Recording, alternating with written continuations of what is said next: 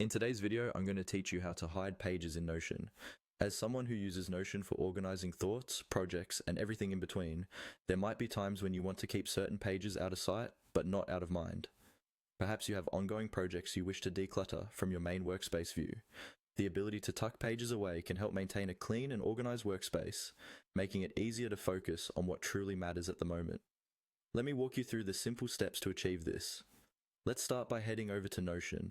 Open up your browser, navigate to Notion, and sign in if you haven't already.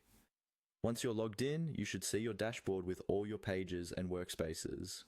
Now take a moment to locate the specific page that you wish to hide. Maybe it's a project that's still in its preliminary stages, or simply a page you don't need to access regularly. Having a clear idea of which page you want to tuck away can save you time. Now that you've identified the page, the next step is to drag it inside another page. This technique is akin to placing something inside a folder, where it's still readily accessible if needed, but not immediately visible in your main view. Simply click on the page you'd like to hide, hold down your mouse or trackpad button, and gently drag it over inside another page. You might want to consider selecting a parent page which acts like a folder that logically fits with the content of the page you're hiding.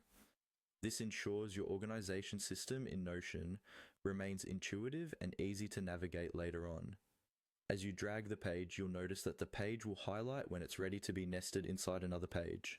Release the button to drop the page into your chosen parent page. It's like having a neatly organized filing cabinet where you can hide away lesser used documents yet have them readily available when needed. From your main view, the page we just moved should now be invisible, sitting quietly with other subpages within the parent page. Should you need to access it again, simply click on the parent page and you will find it there. This method not only helps in aesthetic and visual clarity on your workspace, but also optimizes your workflow as you're not constantly distracted by pages you don't need right away. Remember, Notion's flexibility is what makes it powerful.